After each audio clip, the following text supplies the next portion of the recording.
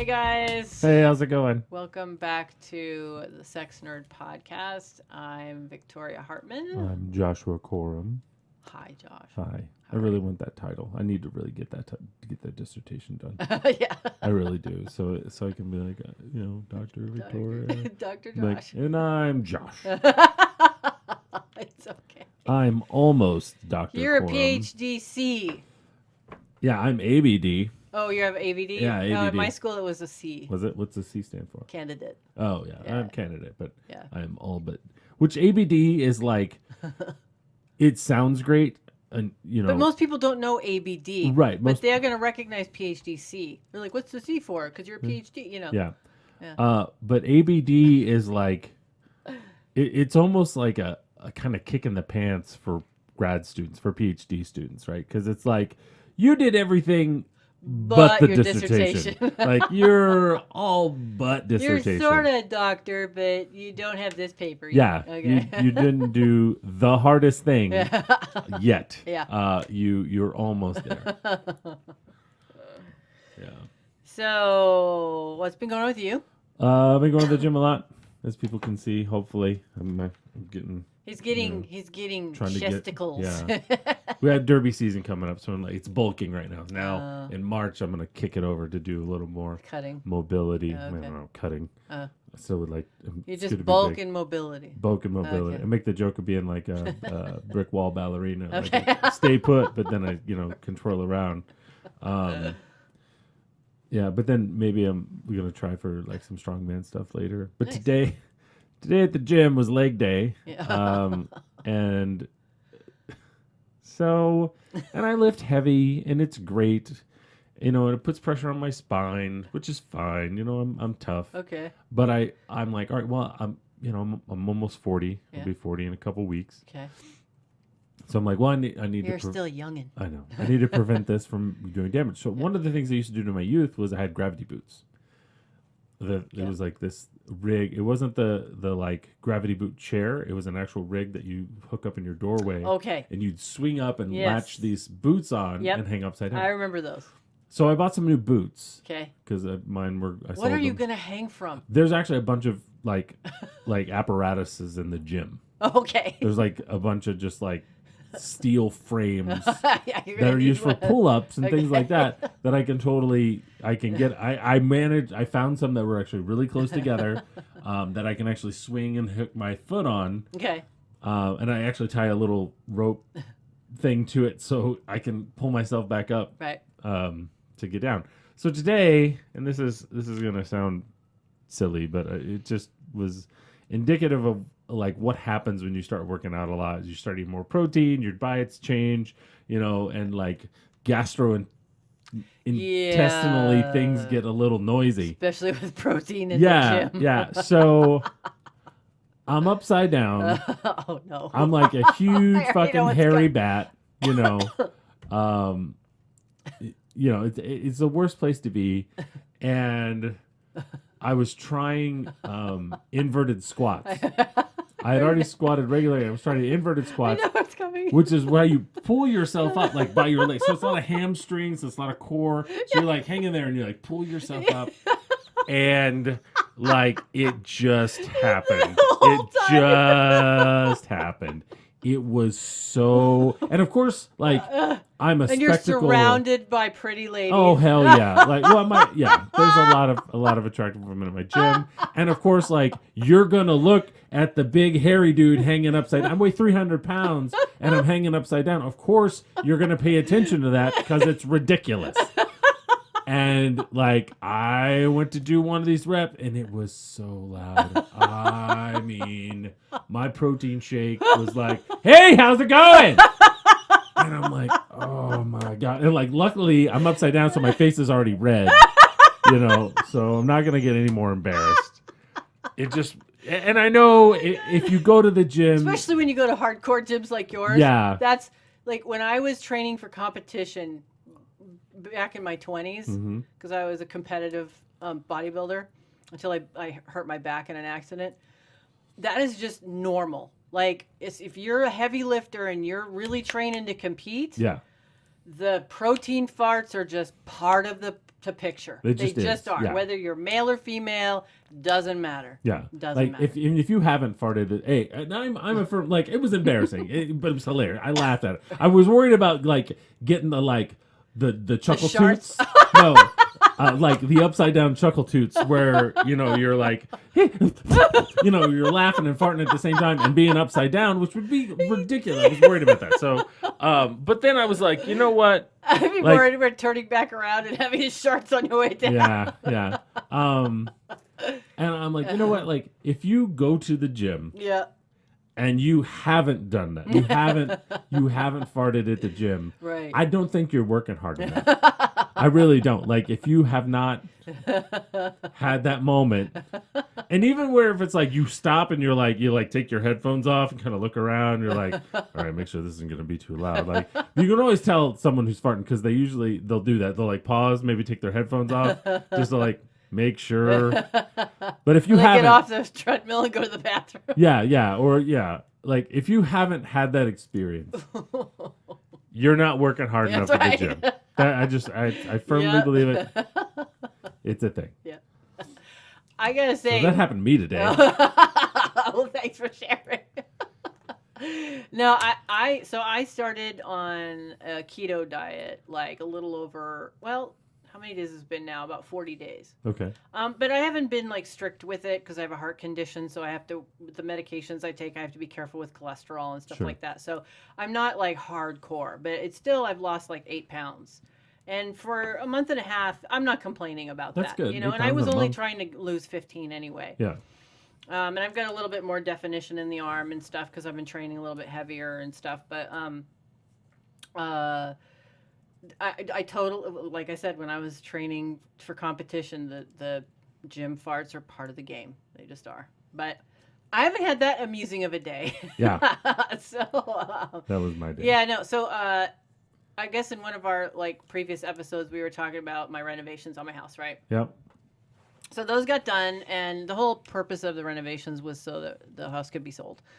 And so, so it's been on the market for about a month now, and it gets a lot. It's got a lot of attention. So I moved out into my family home with my mom and my kids and stuff like that while the house sells. Because when you're selling a house, having people make appointments to go see a lived-in house, I Yeah. mean, your chances of selling are just so much less.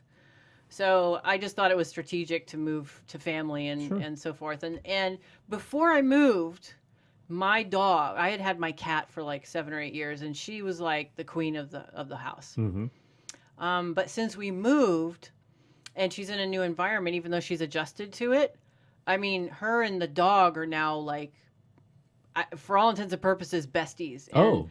they go out together to use the bathroom. They hang out together when I'm at work. If the dog is hanging out with my mom, the cat is laying right next to them, so she's Sure. not too far away. So it's been sort of this weird Twilight Zone sort of thing that like, and the cat, when the dog's not around, like the dog goes to daycare sometimes, she sleeps in the dog's bed because she misses her. Oh. Like, what is going on Well, with this cat? you know, they have some shared trauma. Yeah, there's some Like- sheer trauma because the cat's only known my house. Yeah. And the dog came home at like 2 or 3 months. So they've only ever known the house, and now they're in this new environment until our house sold, and then I can get another house. But so it's been this weird bonding experience for them. And I'm like, by the time they get them into the new house, Mhm. whatever that house is, they're gonna be attached at the hip because then So- they're like, where are we now? So does the dog miss the cat, or is it just like the cat's like, you're the only thing that's stable in my life right now? Don't go anywhere. Don't leave me. The dog is still very independent. Yeah. So she's young. She's less than 2 years old. Oh, she's still a puppy. She's a puppy, and Yeah. so she's, and now she has all these people 24/7. Yeah. She's never alone, ever, because some of the people in the house are up all night and sleep Sure. during the day, and then some of us are up all day and sleep during the night. So she's always got company, which she loves because she's a people person, whereas the cat is not. So the cat's just like, squirrel person, squirrel person, squirrel person. The cat's like, hey, Wait, don't wait leave for me. me. Yeah, that's exactly what it is. The cat's Yeah. like, I don't know this place, but I know you. Yeah. It's like or when I get home, she's like she's my sure. shadow. It's what I imagine people who go to college, like you go to college, like some weird college, Yeah. and you see the like one person Yeah. from your high school Yeah. there, and they become your best friend. No matter what the relationship was in high school. Yeah, absolutely. Like you could have hated each Yeah. other, like completely opposite ends of the Yeah. social spectrum. Yeah. But like you go to this college and be like, I know you. Yeah. Let's be friends. Yeah. And like that's what your cat's doing. That's the cat's He's doing. like, I know you. I don't like I don't you. really like you, but we're gonna be best friends. Yeah. So that's been kind of fun to watch, and pretty much I had also brought up the Iceland trip, and that I Yeah. was maybe going on it. It's locked in. You locked it. You're Definitely ready to go? going. Yep. Awesome. Got the plane tickets. Booked the trip In September, right? Yep. That'll be exciting. And the friends that I'm going with, I was sort of like, well, I'm trying to navigate some things and finances and stuff, and they're like, oh no, we insist you're going, and I'm like, okay. Okay, those are good friends to have. These are two of the most amazing people I think. I need to I'm find. so lucky to have those two as friends. I don't even know why I got so lucky.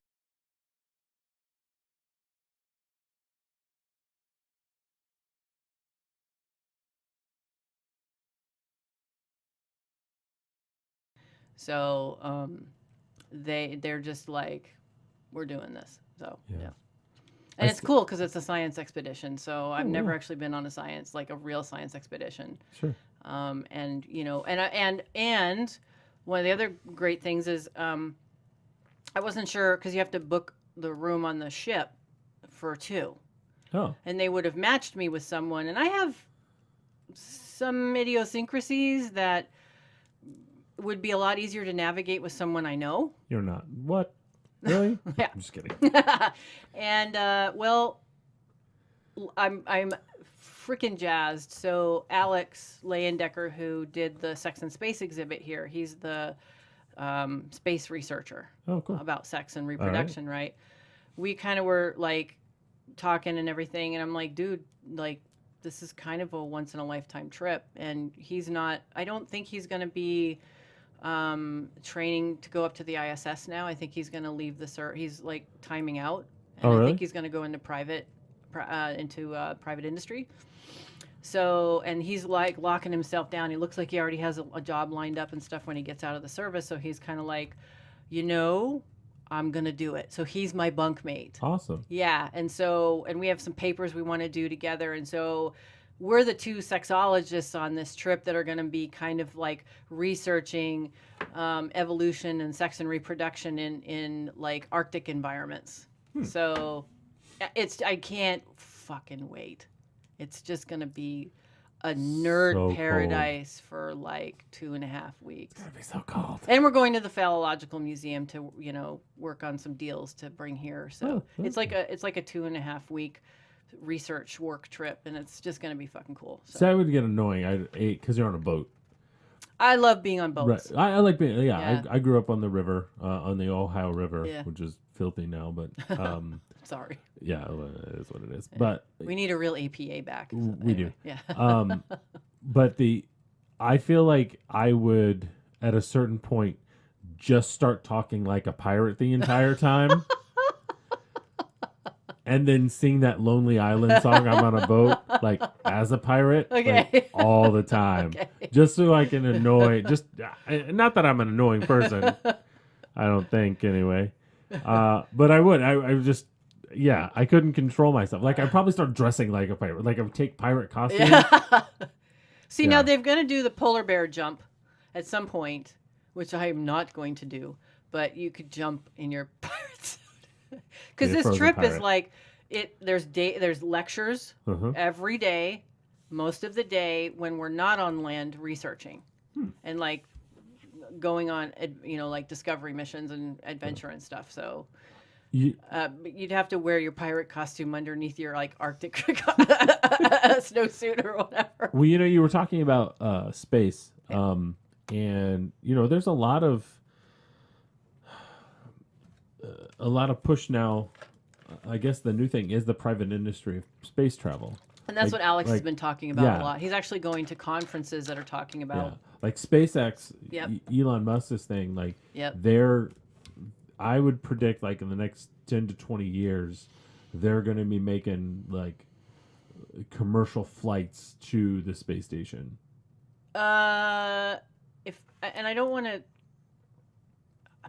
to be incorrect here, but from what I gather from him, it's not necessarily going to be the space station, but they're looking at orbital flights Hmm. in less than 10 Really, orbital flights. orbital flights. I know they do. They want to go to Mars. Yeah, SpaceX but wants to that's go to yeah, Mars. but that's on the like colonization side. Right, In order to fund it, who's going to be paying for orbital flights? The wealthy, the wealthy. right? Which will help fund other stuff. Yeah, Yeah. So it's like they're hopefully. yeah, hopefully, yeah. Yeah. So we So, just need. So we like he's 5 to 10 years of orbital flights by yeah, these rich rich folks, people. yeah, We'll say people, yeah, and then then after that we colonize Mars. something like that. Yeah. Yep. I think there's also the desire to have like communities on the moon too. Well, yes, because you need. So, in any kind of, from what I gather with like space travel, you have to have launch off points Yeah. and resources from those launch off points to create the ability to go to the next launch off Yeah. point, right? So, the moon is vital for a number of Mm-hmm. reasons, not only to like a potential Dyson sphere around the sun, but also, but we'd have to mine Mercury to do that, which Mercury is a great planet to mine for that purpose, but we have to have the moon to, Yeah. it can't be a straight flight to Well, there's Mercury the new thing because with you still have to Mars, bypass Venus. right? Yeah. The new thing with Mars is they have a compulsion engine that runs off methane, and they're saying that in the water, in the ice that's frozen in Mars, there's a lot of methane Yeah. that they can mine to Right. use for fuel Yep. to leave Mars potentially. but Yeah, yeah, yeah. That's way down the line. That's way down the line. Yeah. So, but like he's the NASA dude, and I don't So maybe in 5 years We'll we'll know see. what more sex is like in in space. orbit. Yeah. Because NASA certainly isn't reporting on whether or not it's happened to this point. I'm sure it's happening. Well, there's been at least one married couple that they didn't know was married that went up. Really? Yep. Mm, But who knows? who knows? There's a don't ask, don't tell. Apparently, who knows? Anyway, what are we talking about today? Oh, AVN. AVN. We went to AVN That's right. So we went to the adult convention here in Vegas. here in Vegas that we have every year. Yeah, that was a couple weeks ago, but Uh-huh. we're just kind of catching up now. Yeah, because we had Carol Queen here, so Right. that was what we just released, the two-parter for that. But so we went to AVN, and you know what? I've been going to AVN for, I think the first time I went was like 1993, when I was a lowly envelope stuffer at an adult distribution center where you Mhm. could still send mailers out before it was like prohibited. Wow. Okay. And I started going there then just because I was in the industry. Sure. I was on the distribution side and just kept going. And then it sort of transitioned into my academic career and I kept going as a researcher, Mhm. right? Because I've kind of always de facto studied pornography. I mean, I studied like extreme fetish porn online and stuff. So that was, that's just always been my research focus. So I kept going, and in the last, I'd say, decade, I just became increasingly disappointed and disillusioned because it just wasn't fun anymore. It had corporatized to the point where it was sterile. Yeah, It sucked for years. Yeah, the first time I went was 2011, Oh, I believe. I came out here. Yeah, I think it was 2011, and I came with actually an adult film actress that I had met in Louisville, Kentucky. yeah. And we were like, let's go out here. It'd be great. So we did, and it was fun. It was the last time it was at the Venetian, Oh, okay. and it was crazy. It was a lot of fun. Yeah, they were still okay there. Meeting all these people. Yeah. But then the next year, I think I didn't come the next year, but I came in 2012, Uh-huh. 2013. Right, 13. 13. Yeah.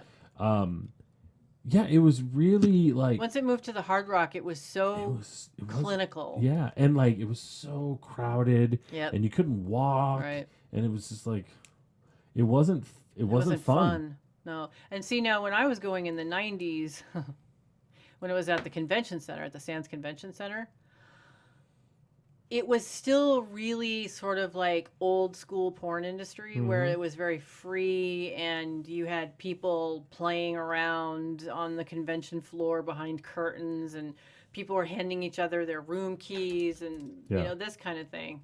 And not that I took everyone up on their offer, but it just was a lot more free Yeah. and fun and silly and lighthearted and stuff and that was just missing. There was also nudity, right? You could be topless, Um, or do you always have to have pasties? I don't know that there was a rule. It was just sort of like, there were always like peaks and Oh, flashes. yeah. You could There were pop a lot boob of out or something. flashes, Yeah. and when someone was on a pole, if they didn't have underwear on, it wasn't a big deal. It was kind of like that. It was Yeah. just sort of like loosey goosey. Sure. And so and just the last few years, I would go every year because I kept hoping that there would be a glimmer of what I experienced back In the 90s. in the 90s. And that never came back until you and because I didn't feel like I had a purpose, Mm-hmm. right? And it wasn't just the hookup culture there was washed away, Yeah. right? So, Like, it and a felt lot of going very- to it was about hookups, Yeah. and being in an environment that was so sex positive that Or just a sexual a environment. sexual environment like we've talked about, right? Yeah. That was gone. And but when we went this last time, that's probably the most fun I've had in a long time because we had a purpose. Right. We knew people from Baking Naked and stuff like that. And We had the superstar celebrity director. we had a with her. superstar celebrity director Billy. there who like was constantly being approached by porn stars. Yeah. That helped out a So lot. it like, and then people were like, "Sex nerds, what are you guys?" Yeah. And people were curious. Yeah. And we were there in a different capacity. We were there as journalists, basically. We had press passes and stuff. So people were eager to have a conversation with us and get exposure. It still wasn't sexual. It wasn't sexual. Which may be weird for our listeners to hear, and hopefully, there isn't blowback on that. But I think that's the point. Is again the desexualization to make things safer, to Right. make things more legit. Yeah. Like And the porn industry is under such attack lately that I think it's almost necessary for them to sterilize it as much as yeah, they did. yeah, it's not salacious. It at was all. not salacious at all. No. No. It was a convention. It was almost as if like everyone was talking about sex Yeah. without saying the word sex. Yeah. That's what it felt like. Although, you know what, when we went up into the layer and there were a few play scenes going on, Yeah. that felt a little bit more like the 90s. Yeah, but again, it's not. But it was more it was more It's like more the fetish. fetish ball. Yeah. And the fetish ball has become much more sterile over the years Has too. it? Yeah. It's very performative, like showy, Sure. but not sexual. I feel like Right. that's indicative of the BDSM community now, though. That it's more performative than Right. like, Sexual. Sexual. Yeah. So upstairs was a little bit better with the fetish area and the layer where they were doing some play scenes and stuff, but it still was. I went back 2 more days Yeah. and went to some of the talks and stuff, and it just felt better to be there this year. Yeah.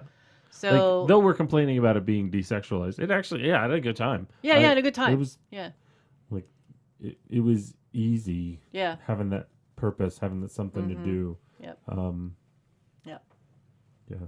So we asked porn stars. Right. Or porn performers, I should say, because not all of them are stars. Right. 2 questions. Right. We asked them, just kind of look, because we've talked about porn addiction, or we've talked about sex addiction, I think. Yeah. Especially the epigenetics. The epigenetics and stuff. We talked about whether they thought porn, going to the people who produce it, who make it, whether they thought porn addiction was real. Was like a real thing. Yeah. Or, was it, whether or not they believed it was real. And then, just as a fun thing, because camming has taken over AVN, there were far more cam sites there than actual porn producers that, we Or wanted... there was a mixture, like there were a couple of production houses like Jules Jordan, I think, where they had cams set up and stars, talking to but you had My Free Cams. You had like My Free Cams was everywhere. Yeah. MFC is everywhere. And so we wanted to know whether, firstly, do the people we were talking to do cam or film, and just looking at the differences of camming and filming, and what their motivations were between the two, right? And then we kind of evolved into if there was a hierarchy between those who do camming versus filming or vice versa. Right. So we got some really great answers with people, say some pretty smart things. Not that I wasn't expecting that. There's some smart people. I think the misnomer or misconception of porn people is that they're stupid, and it's not. I think a lot of people think a lot. That sex workers as being basically sort of an undereducated, lower class kind of person, and you have folks who have left academia, who have left corporate jobs, who have left like accounting jobs or stock trader jobs, and have gone into pornography for a number of reasons, either financial or because they weren't able to express their sexuality in a way that they wanted to in the mainstream, amongst, as they call them, civilians, and decided to go in the porn industry. And to we're explore very that, successful. and we're successful. And they're really sharp people. Yeah, they're very sharp people, folks. And they think about this stuff. And that's the thing. Like when I was working on the industry side before I got into academia, I interacted with these folks already back then. And the one thing that I found was really satisfying then and now is their ability to think about these topics. Like if you try to talk to people in the mainstream, they get skittish and if I say the wrong thing, and what if it gets back to my boss, or what if it gets back to my husband, or whatever. And in the porn industry, people think about what they're doing and how it affects those around them and how to protect children and online. This is an active part of the porn industry, is to think about sex and pornography and its effects on society and how it affects people that are in it and stuff. And I've always found that to be so rewarding, that you can have these open conversations with the folks in the industry. So the questions that we had answered, the variety and the depth of the answers really didn't surprise me. It was some of the conservatism that surprised me. Sure. In terms of some of the answers.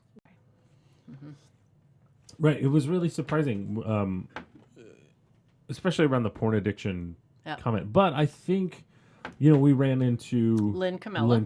Dr. Lynn Camella. Dr. Lynn Camella. She's a gender studies professor at UNLV. Right. Which was one of the best conversations I had with her in a long time. Like, no. I think we're just so separated that we don't interact that much. Right. I've always found like interactions with her to be like not only enlightening but very positive and warm. Yeah. Like that whole time, like I got invited to this thing at Velveteen Rabbit, and she was there with a bunch of other people. Paul was there. Paul, she was mentioned. She was talking about that event. Yeah, it was great. It was good to interact with people like that. So one thing she said when we saw her at AVN was that people might not trust us because we're journalists. Throwing a camera in their face and that kind of stuff, which made total sense. But you're right, the conservative comments. But I think so. One of our first interviews on that question was Laura Jensen, and she made the comment, do you want my porn star answer, or do you want the answer that's going to get me in trouble? And I think that was indicative of a lot of people. I think they wanted to answer a particular way, or they think that because we're media that they're going to get lambasted for some of the answers. They can't trust us completely. Right. But I think even the people who gave conservative statements up front, it's not that they backpedaled. It's their what they saw, what we might consider to be conservative, of saying yes, it's an addiction, but they would come around to say, well, anything can be an addiction, and it has to do with the person. Like, Well, and then you had what was his name? Mr. Thor Johnson. Thor Johnson, right? he was Him and like, our buddies now.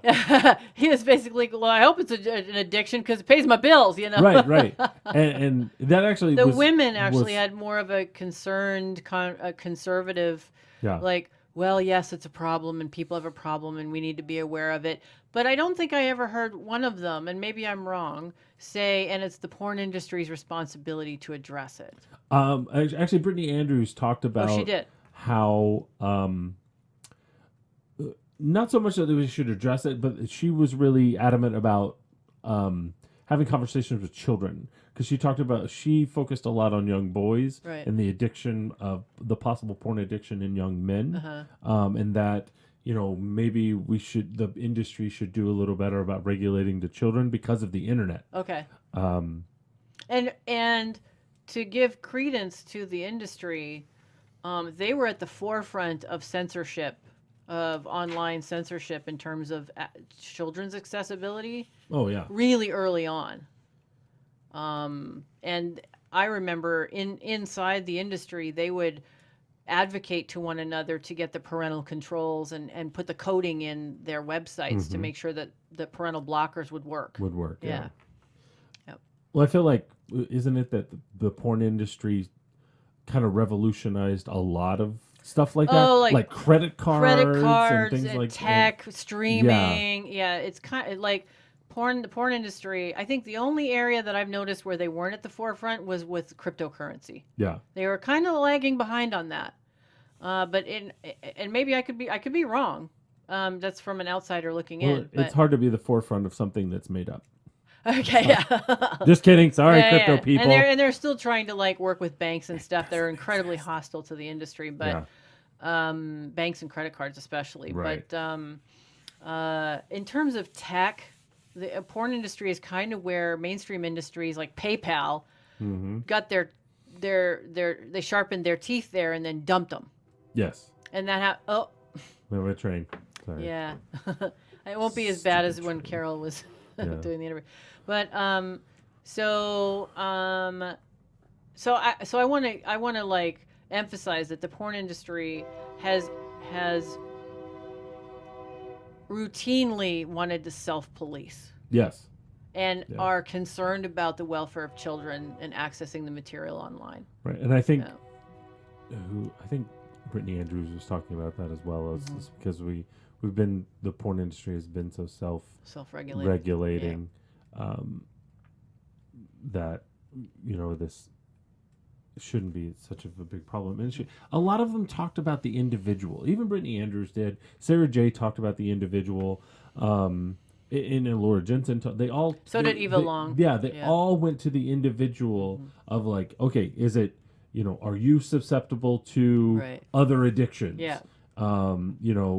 Laura was talking about that, porn addiction, much like sex addiction, when someone does something terrible, like they cheat or some bullshit like that, they always go to this. Yeah, they blame something else. They blame addiction as like the scapegoat, when really it's just you're a shitty person. Right. Or, you did something. Or you feel entitled or whatever. Yeah, or that you feel shame, so you're going to shame sex because sex is so easy to shame. Right. And it's kind of like the gal who like cheats on her husband or boyfriend or whatever, and then goes back home and goes like, "Oh, it was all his idea. I was drunk."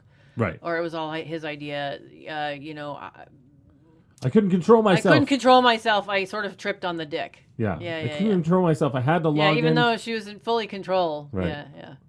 I just, every time I get on the internet and I feel that mouse in my hand, my dick gets hard. Yeah. The smoothness of the mouse. And, Yeah, it's an external projection. Right.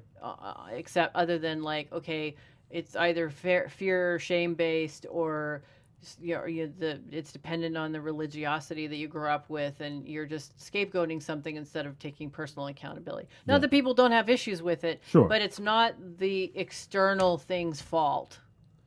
Right. Right. It's something you're bringing to that environment. Yeah. Yeah.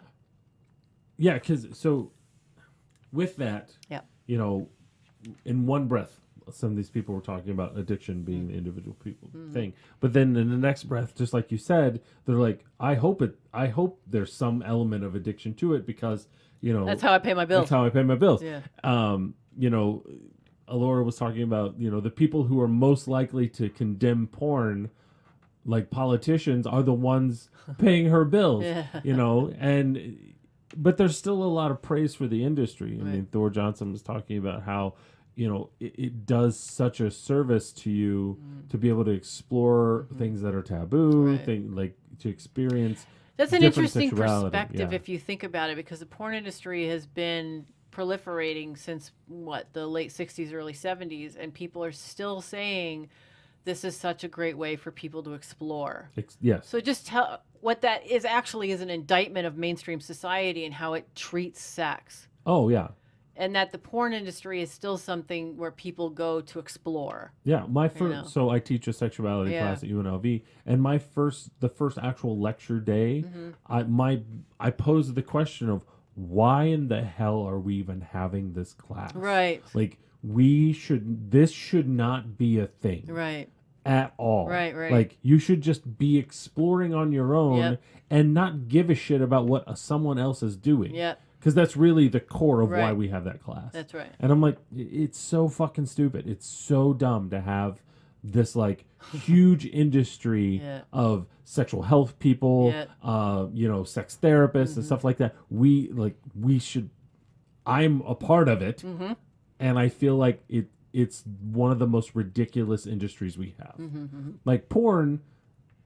Well, I like porn. Well, it's But entertainment. it's entertainment. Right. Like I enjoy and that's it. where it's in the entertainment category. It's kind of like we're never ever going to give up movies, Sure. mainstream movies. So why would we get up? Yeah. It's their entertainment. Right. And porn has been around for ever. Oh yeah, no, Porno- I got into Yeah. just briefly. I got into a conversation with someone online who was basically, I don't know, I can't even call it a conversation. Who was basically like, oh, porn is this new thing that's destroying this new generation of young men, and da da da da da. And I got on there and I'm like, hi. So I'm the director of the world's largest sex museum, and I can attest to the idea or to the fact that erotica has been around since antiquity and probably beforehand. Yeah. And her response was, well, if you're comparing little French postcards from the 1900s versus what's going on today, and I'm like, no, actually, you'll find like violent sexual scenes in carvings,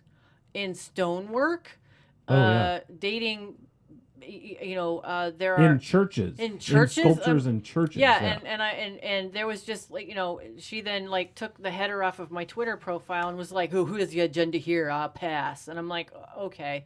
So pornography, if you talk about like imagery that is intended to solicit a sexual response, has been around since antiquity and before. Yeah. It is not a new thing. Right. And it didn't get invented with the internet. No. Okay. No. and you're right, it is entertainment. And there were some who reported that it was, like Brittany Andrews really reported that it is educational. Because it is.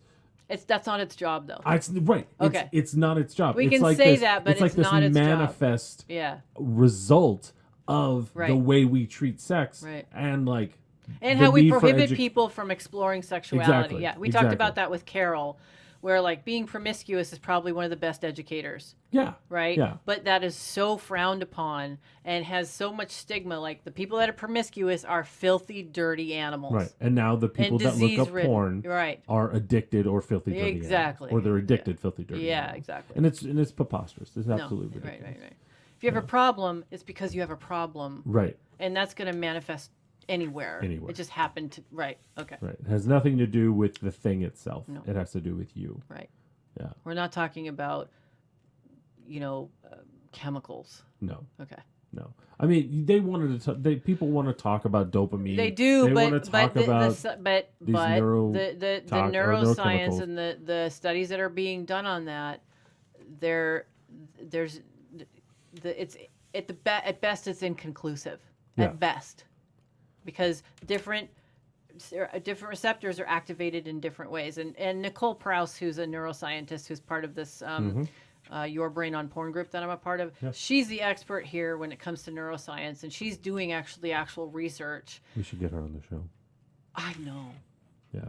She she's does. having She actually does do podcasts and yeah, stuff. she's so. having such a hard time with this dude. Yeah. She's on my Facebook and on my Twitter too. That like Oh yeah. she like He's this dude keeps posting her address, yeah. her home address, Her like home address. you know. And then he gets a call. This most recent one is he got a call from the California District Attorney. Yeah, The and told or no, the District Attorney of California called the web service where his website is and took it down, and then he called them, complained, and put her address back up in violation, of California anti-stalking laws. See, here's the thing. This is who we're dealing with when we're talking about the incel, no fap, no nut kind of people. And it drives me crazy. And the whole time I'm thinking, and I like I said, I know Nikki. She probably doesn't remember me, but we were at Kinsey together. Kinsey together. And I just keep thinking, I was like, if that were me, this dude wouldn't be doing that. He's doing it because no, he does it to men too. He does it to he David. does it to men he too? does it to David. That's a and now he just went David's after like Justin. He just went after Justin Laymiller over Really? at Kinsey. See, and posted this whole thing about Justin being on Playboy's payroll. Justin is not on Playboy's payroll. Isn't Playboy ran by a woman now? Yeah, I think so. Yeah, like one of the daughters or ex-wives or something. Yeah. Like this dude just needs another hobby. Like he just needs another hobby. And but the thing is he's one of a few. Yeah. He's just the most visible He's one. the most visible one. But there are others that are a lot more calculating.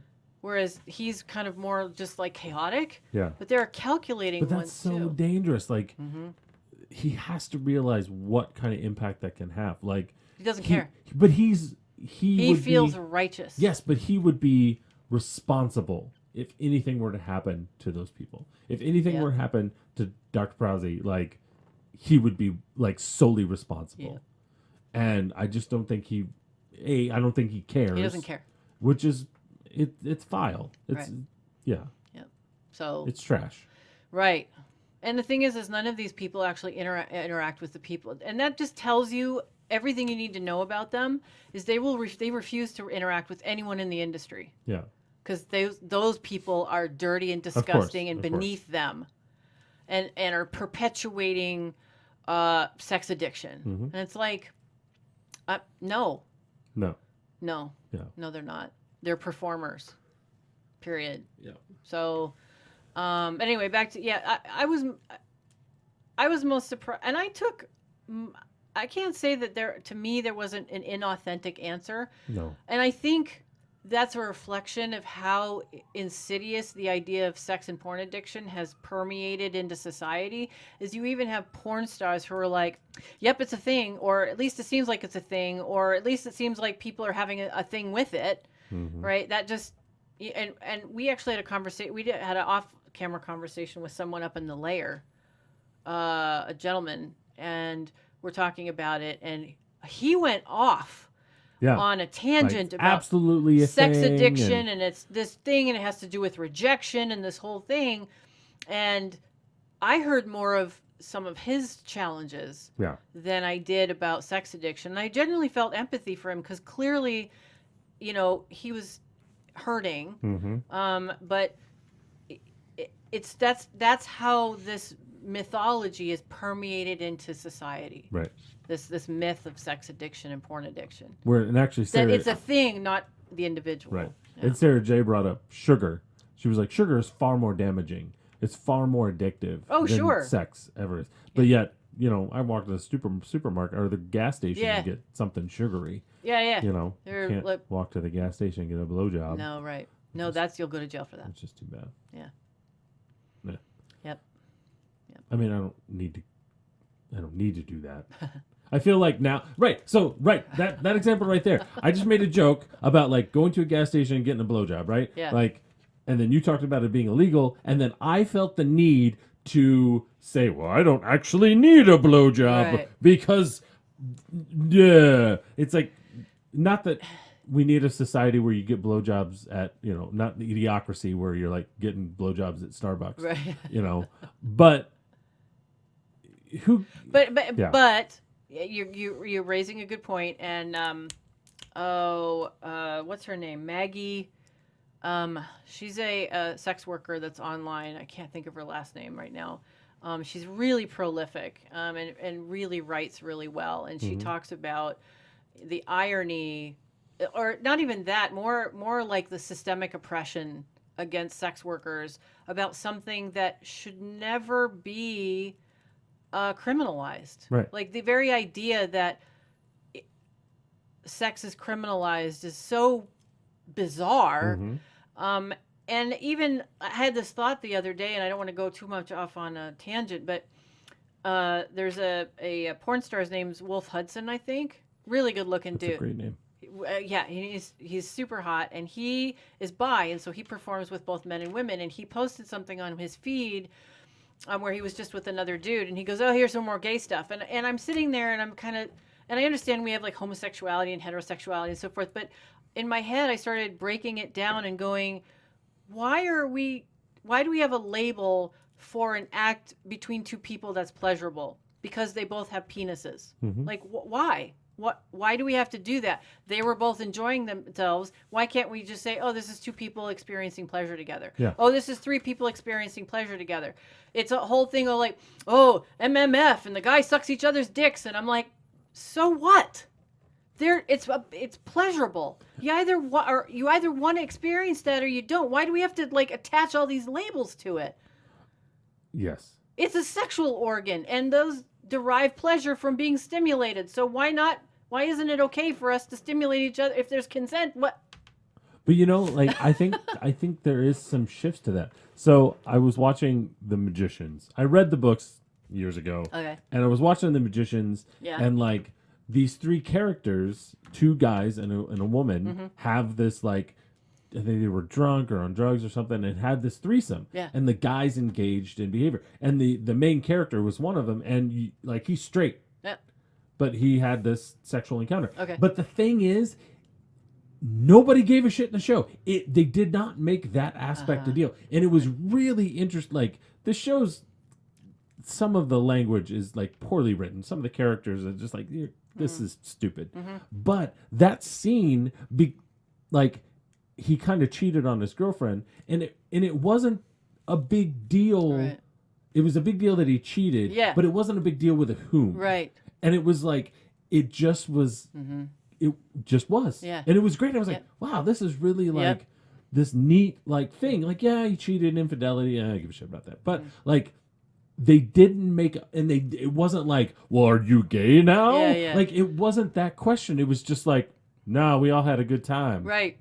Yeah, it was really neat. And to you see. have to wonder, like, for people like you and I who are scholars in this field and who are very pleasure-centered people anyway, like, you have to wonder, like, because I've had trans partners and bi partners, and I mean bi male partners and bi female partners. You know, I unfortunately have to specify that when people go bi, they're like, "Oh, you're with other girls." Like, no, I was also bi men, and this idea that you have to wonder, like those folks who might have the desire to have those pleasurable experiences with same-sex partners, but are so afraid of being labeled that they deny themselves the ability to experience pleasure. Yeah.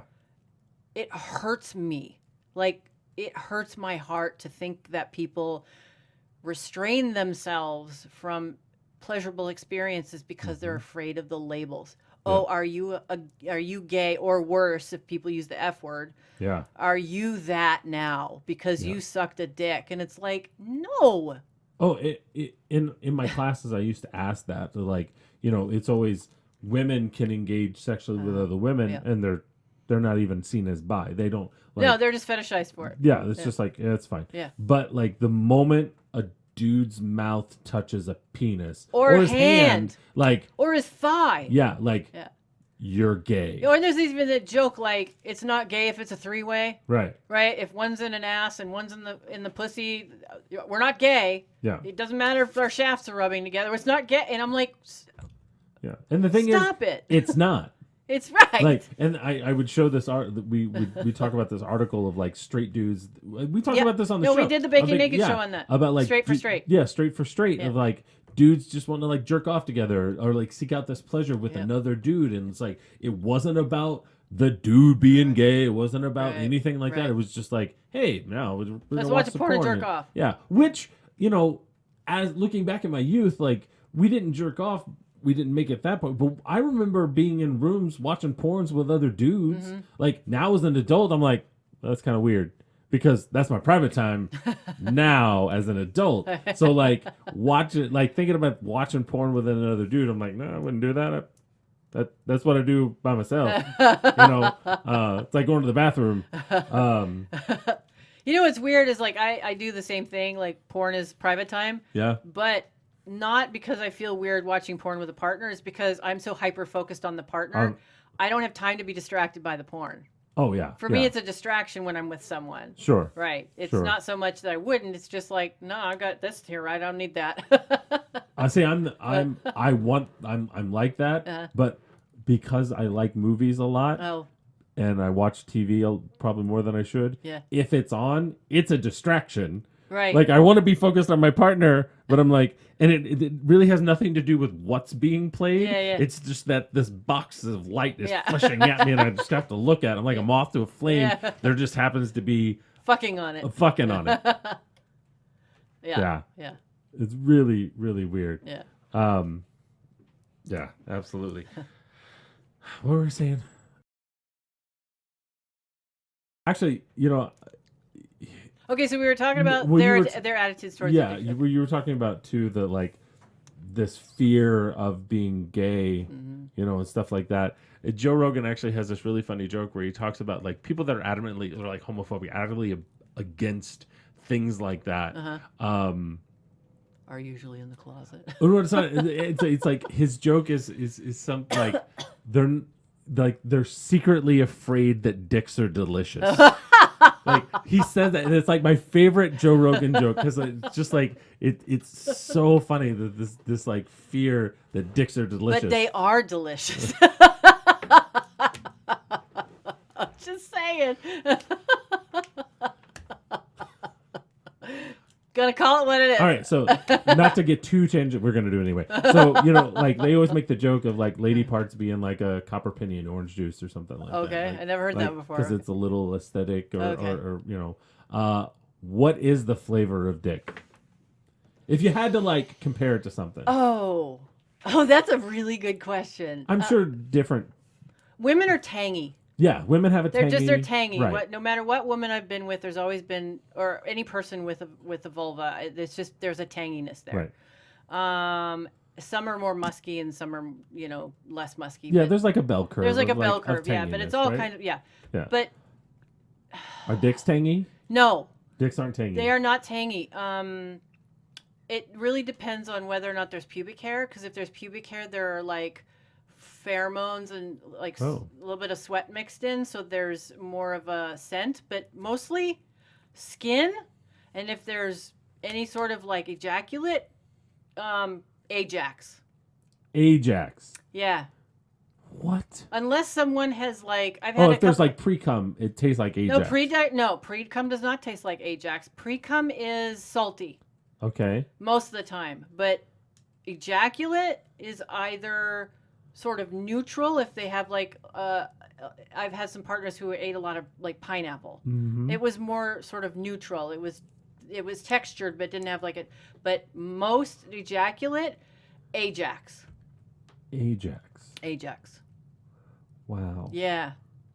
Ajax. But okay. Penises. Yeah. It's skin. It's. Come on now. No, I'm serious. Like they don't have the skin down there because the skin doesn't see a lot of like light of day. Not in my experience. Not in mine. Okay. And I've had quite a few sexual partners. Okay. They're even uncircumcised partners. Never.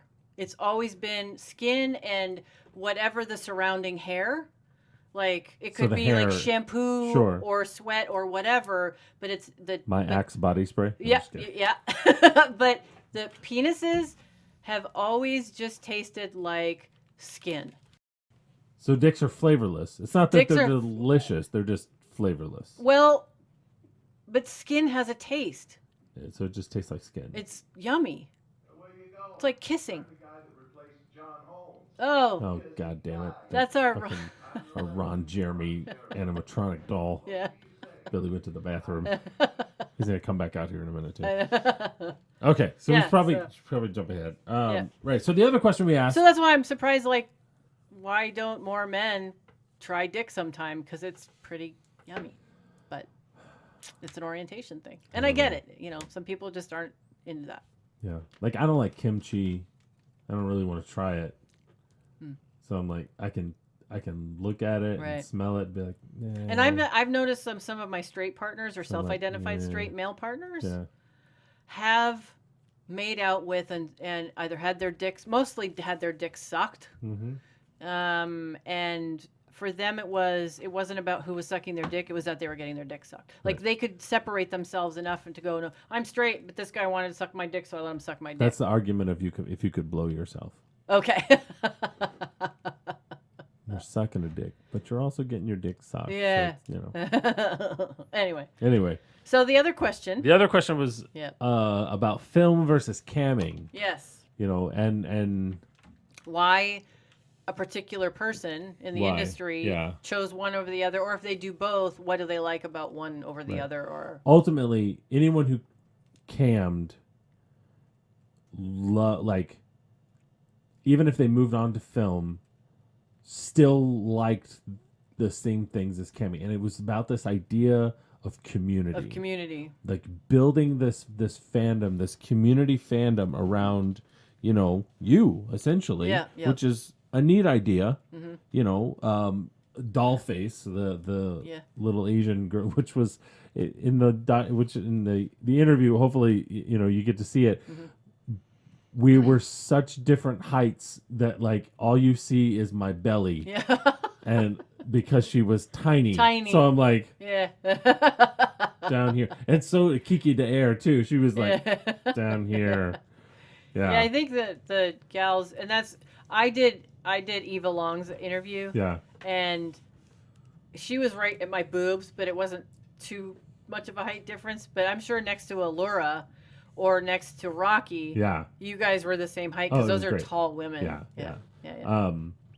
But Dollface talked about that this community like helped her with her math homework. Yeah, like she I remember that she said that. Yeah, she jumped on and was like, "Hey, I'm having trouble with my math," because she's in college. Yeah, and like got a bunch of help for math, which is fantastic. I think that aspect of it is great. I think, you know, the community building around one person, right? Sure, is fantastic. And you know, I just like porn, I think those communities are self-policing. Yes. The first person we talked to, Jill Cassidy, she talked about not liking camming without a moderator. Okay. Because, and I think she did both, and she struggled without, because, you know, some people that come onto the cam chat rooms are cruel. Yeah. Just because. Yeah. And I think that's the risk, right? That's the risk of having this close connection. Right. One, you know. Yeah, you don't have that separation of, oh, you're just on celluloid. No, you're right there. You're right there interacting with them. Yeah. And yeah, I think that's the danger. And Kiki Dare talked about that. Like sometimes people would say things or would be a little braver behind a keyboard, ask for things. There's scenarios that are just kind of weird or outlandish, things like that. Right. Yep. Yeah, but then you had people who, you know, like Rocky, who talked about film and loving that aspect of the, and actually Kiki Chu talked about this, the performance of film, the like building of, you know, going in, getting your hair done, your makeup done, sort of trying to get into character, and like an actual performance, and really enjoying it in that aspect, because the hustle of camming is, and I think Rocky mentioned this, that like she hates asking for money. Yeah. And camming is a hustle. It is a lot of hustle. It's a lot of work. Yeah. And it's a lot of downtime. Yes. You know, just like hanging out, you know. And you know what, that really shows you that, I mean, and even with film performers who maybe don't have to hustle as much, they have to hustle to get to get the roles. Yeah. Right? But with camming, you have to hustle with the customer directly, which really goes to show you this idea of the lazy sex worker who's just sitting at home. Not that there might not be those people, Mm-hmm. but the idea of the lazy sex worker who's just at home in her bedroom, rubbing one out, blah, blah, blah, Yeah. and, is making all that is like such an inaccurate Right. representation of the hard work. They have to be tax lawyers, they have to be accountants, they have to be record keepers, they have to be hair and makeup managers, Mm-hmm. they have to make sure that their sexual health is good because if, they are struggling, they can't perform on camera. Right. And be bouncers on And top be of bouncers on top of it, right? Exactly. The mental health aspect of keeping yourself mentally healthy, so you can ward off some of these, unkind people that come on there. Like, there's a lot of work involved. it. Yeah. It's a little different depending on film or Mm-hmm. camming, but there's a lot of work involved On both ends. on yeah. both ends. Yeah. Yeah. It's a lot of prep. It's a lot of Right. making things happen. Right. And one of the things we ended with, one of the questions that popped up in a couple of places was the idea of the hierarchy. Yeah. Sex or worker like hierarchy. this animosity between the two. Because I was thinking like, all right, well, and I think Kiki brought this home to a certain extent because I was talking about is camming pulling from film like viewership and resources and things like that, and she was talking about how the internet just has been doing that since it's Well, especially with like And- MindGeek, who's Yeah. the parent company of like Pornhub. Pornhub and so forth, how they've centralized Mhm. where this was all supposed to be, the internet was supposed to decentralize sex work Right. so that it was more democratic and you had more people participating. And what happened is MindGeek centralized it in a way that studios never did, Right. and reduced the amount of people that could actually earn a living. I mean, 100-fold. And honestly, that's the complaint of the internet. Period. Yeah. Google, Amazon, Yeah. all these big conglomerates Right. are centralizing the They're internet. centralizing the internet. Yeah. Right. Um, Are the de facto censors more and more. Sure. Yeah. Sure. Which is not the way it was supposed to be. No. In a way it shouldn't be. No. And And I understand that might be a response to some of the ways in which messaging is abused online. Mhm. But that's not what the hope was back Right. in the 90s. It was this Yeah. decentralization of ideas. Yeah. Right. And I think camming, while it gets a bad rap from film people because they're not real porn stars or what the fuck ever, I think is not. I think the animosity is in the wrong direction. I think it's towards camming, but camming is a symptom of just what you were saying. It's a manifest symptom of this change Yeah. in the internet and Right. the how the internet is impacting pornography. Right. It had to keep up. It grew because it had to. Right. It had to go like something needed to happen because it's not just we're going to make a film and put it out there. No, now. no. Like, You can't do that anymore. yeah, because there wasn't, and I think Abby Rhodes talked about this. Is like she likes to have ownership of her content. Yeah. And when you do film, Yeah. you give up the rights to your image. give up the rights to Yeah. your image and your content, and you're like you do one film that takes all day to shoot, but they'll and you get paid your set amount, but they'll cut it up and put it on 10 different sites and Right. pull hundreds of dollars. I won't say thousands because Right. let's face it, not people. No, you don't make that in the industry Nobody's anymore. making No, porn. no, no. but- And you know what? like, There was paying for another. porn anymore.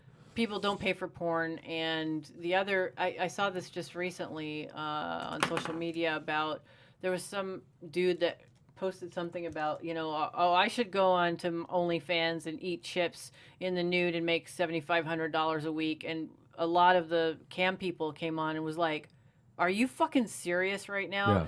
Like, you have to be in the top 10% of OnlyFans to make $2K a month. Yeah. Like, shut up. Yeah. It's a lot of hustle. It's a lot of work. hustle, right? Yep.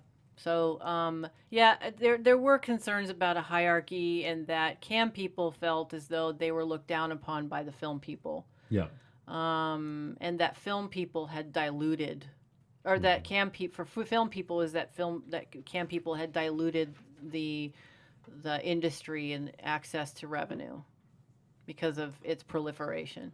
And I'm like, you're right. It's kind of like, well, rather than pointing fingers at each other, perhaps, and we're seeing that now in our political cycle. Why don't we focus on the people that are actually the problem, which are the people that are monetizing the porn industry in a way that does a disservice to the performers Right. in the industry. Right. The performers and the producers. I would love to see a porn union. Well, there's sort of APAC already, sort Oh, of. really? Yeah. Yeah, but I like But- a real, but- like a Like solid. a solid, like, culinary union like Yeah, we have here. yeah. Yeah. But so you were talking about pointing fingers and canvas, and we talked about this kind of off camera when we were having lunch. Yes. There was a distinct difference between people in film and people in cam, and you could almost point them out at Oh, so right, when we were having lunch, we were kind of like, who does film and who Yeah. does, right? Yeah. So But I think the difference a lot has to do with that, like, hierarchy. well, Or it the has to assumption do of with that the hierarchy. medium. So the people who are doing camming look like normal people Yes. next door. There are different weights, different heights. Yeah, there was far more diversity. There was in a it. diversity in camming. And in film, you had people that looked like fantasy figures, Yes. like you do in mainstream film. They were very fit. Mm-hmm. They had the sort of big head, small body. They had A lot of makeup plastic was surgery. done, Their yeah. makeup was done. Their hair was coiffed. That kind Yeah. of thing. Which, well, that's kind of what you do in film. Yeah, they looked like stars. They looked like stars, right? Whereas the cam folks look like folks Yeah, from next door who could look all kinds of different ways. but I think that's some of the appeal because they're more approachable. They're more approachable, right? even though it was sometimes hard to approach them because they were all camming at the time. What was interesting, yeah, because Yeah. the stars you could talk to. Yeah. The cam people were looking at a screen. Yeah. which I was like, wow, I'm that's gonna so say interesting. is a critique because it's like I'm frustrated by that. I know why they're doing it because hey, let's cam from AVN. It'd be Yeah. great and get a big crowd of people. Sure, absolutely. Yeah. The women can't get naked. They can't flash. No. But there are people in front of you. Yeah. So it's this weird, like, what is My Free Cam's trying to do of like, all right, you're camming right at like the table booth Where people are. where people are. Right. Like, why not have like people working shifts? Like, all right, you all are going to sit in the back. Right. Or away cam. from and cam, and these people are going to interact, and Right. then you're gonna switch, Right. and maybe the cam people have their back to the crowd, so the people at home can see them and the crowd. No, because then you have Oh, people! You can't show the people the on- privacy the issues. privacy Yeah. Well, that makes sense. Yeah. But still, something Right. like don't have those people right up front because they're not talking to anybody. They're not talking to anybody. Like, The stars were talking to everybody. yeah. Yeah. The stars are the ones who had the huge lines. Yep. And while there were a bunch of women at the campsites, they weren't talking to anybody. No. No one was standing No one around. was standing Like, around. why the fuck have a booth of an actual social interaction Right. at a place that requires social interaction Right. when you're not going to talk to anybody there? Yeah. Like, That would be, to me, that's a valid critique. Is the cam people were not interacting with Yeah. the guests or and I can't blame them. the fans. Like, they were But I think the medium almost the medium is a representation of that. Camming is, for a lot of people, their way of accessing sexual experiences in a way they can't. Maybe they are homebound or they're severely autistic and don't know how to socially interact, so they go online. So I don't know that to me is more perplexing than a critique. Is why would you have the cam companies have so many booths that are so large and so expansive for people that aren't necessarily looking to have that kind of interaction to begin Right. with? Yeah. Like, why don't we bring the film companies back? Yeah. The proportion seems off. Bring the film companies have them have the big booths and the interactions, and the cam companies like reverse it. Yeah. Yeah. Or, like I said, have them have the two. You have people who are interacting Who are with camming, fans. and then you have people who are up front interacting. Yeah, absolutely. Yeah. Absolutely. So, all in all, like, it was a fascinating. I mean, and plus, you and I went to a couple of the the lectures, which Mm-hmm. were like on porn and consent. Yep.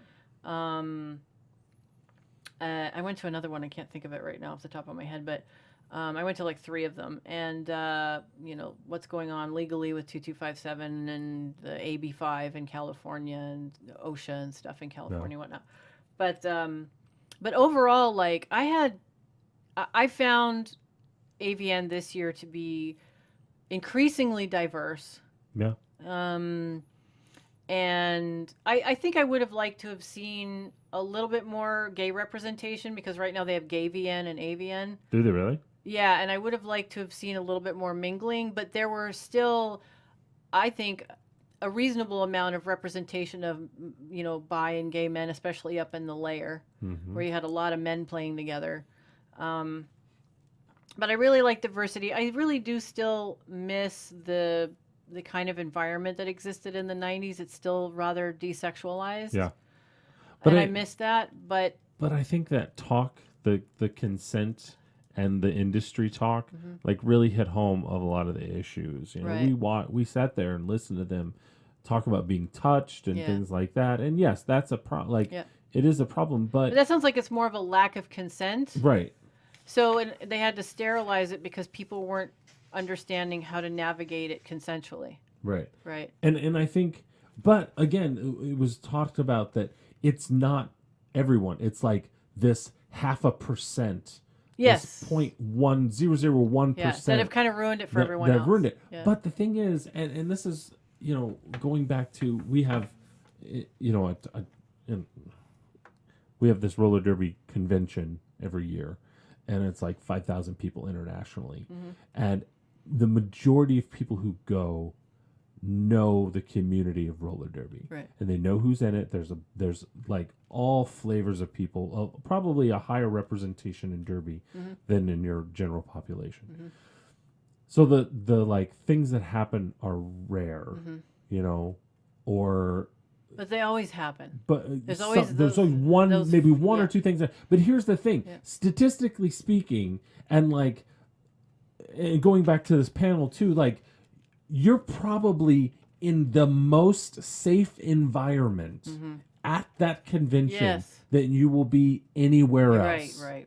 Yeah. You on have the convention floor. on yeah. the convention floor. You have fans looking out for you. You have Yeah. security looking Yeah. out for you. Yeah. You have other stars looking out for you. Yeah. Like, and yes, if we could motivate people to speak up a little more, like I saw, but actually saw this guy grab one of the women's boobs during a picture, and she slapped his hand and said no and got in his face, and I was like moving to go say something, but I was like, she totally handled it. Yeah. I didn't need to Right. because Right. it was handled. Right. And I'm like, and so that's an example of what they're talking about. Absolutely, I understand that happens, and the guy shouldn't have done it in the first No, he place. shouldn't have. Right. Absolutely, Yeah, that was non-consensual. that was non-consensual. Right. But like, the likelihood of that happening, of like dangerous things happening, are vanishingly rare in those environments, and like,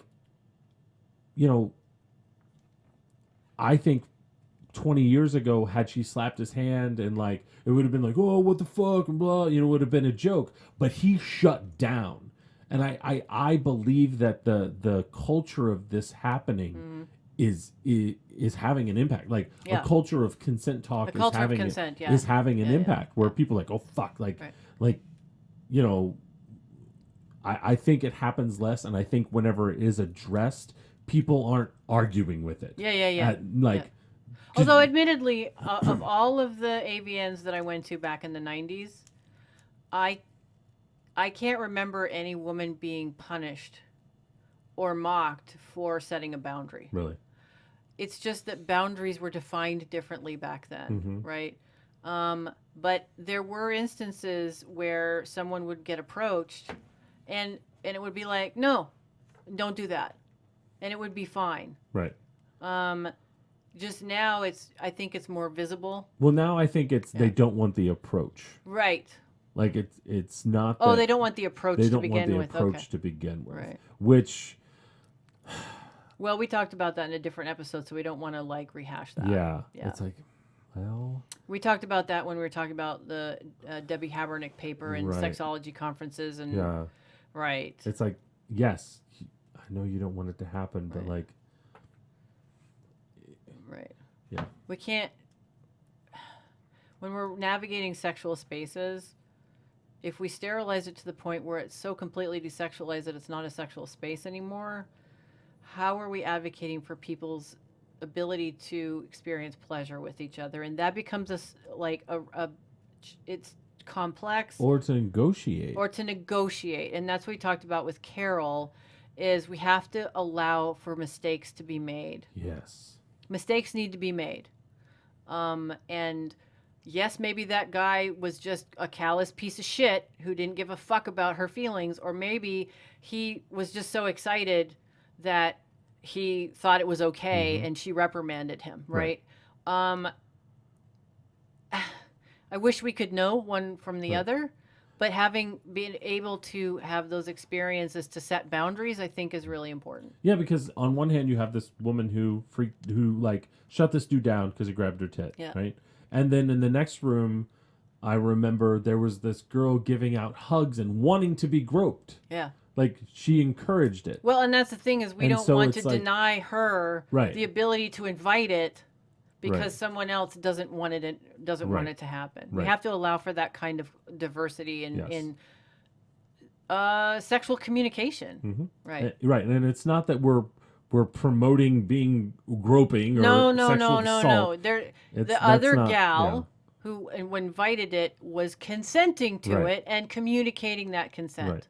Right. And you know, for the guy who grabbed the girl's boob, like the proper step would have been, "Hey, can I touch your tit?" Mm-hmm. But we can't have that conversation. Because I think for some people, even asking that would be seen as like, what? Violating. A violating. It's like, Right. well, I mean... Right. Then in And the other that's where we room, find ourselves today. Yeah. Then the other room, no, touch my ass. Yeah. That's going to be confusing to people. Yeah. Wait, this, for people that don't get the opportunity to navigate sexual negotiations, to go, it's got to be frustrating to have one person go, you don't even get to ask me, and another person going, why aren't you grabbing my ass? Right. Like that's a hard those switch are to make. huge Yeah. separations. Yeah, Yeah. absolutely. Oh, that would be. And that gets us back to where we were with Carol last time, which is it's complicated. It's complicated. It's complicated. Yeah, absolutely. Yeah. So, Fuck. but anyway, so that's our recap of AVN and kind of our opining on a few other things like what dick tastes What dick tastes like. Okay, Joe Rogan, if you happen to see this episode, there's your answer. There's your It's not answer. that they're delicious. I didn't say they weren't delicious. Oh, you said they were delicious. I said that you asked me what they taste like, and I said Sure. they taste like skin most of the time. I didn't say they were or were not delicious. Well, are they delicious? Dicks are delicious. Dicks are delicious. Oh my God. Yes. Are they an acquired taste? I have no idea because I've liked them since I had the first one in my face. So Okay. maybe they are, but I guess that All right, Joe depends Rogan, on your there you go. sexual Dicks are orientation. delicious. She's an expert too. Thank you very much. So anyway, Awesome. Thanks for joining us. thanks for joining us for this rather kooky episode of Sex Nerd Podcast. You know, find us on Twitter. Yes. We have sex. I really need to hit that a little more. Yes, but you you're do. really on Twitter. I'm on Twitter a lot. What's At your Dr. Victoria. at Dr. Victoria? Yeah. I'm on Twitter, Joshua Korum. Yeah. I think you can find me. I don't have very I many tweet followers. all day long. I would love to get followers. I don't tweet at all. I feel like tweet I all should. day long. Or you know, find us on YouTube. You can Yes. subscribe to this. Vimeo, right? Vimeo. Right? Can you subscribe to that as well? You don't have to. You don't have to. Nope. All right. So just yeah. We have our Patreon, so if you want to contribute to our Patreon, a buck here or there, helps to keep the show going and contributes to the museum here. So right. There's a couple more places we should put this, like Stitcher and things like that. If we can. will talk about that. We should. Yes. All right. Well, thanks for joining us this time. Thank you guys. See Talk you to next you later. time. Bye.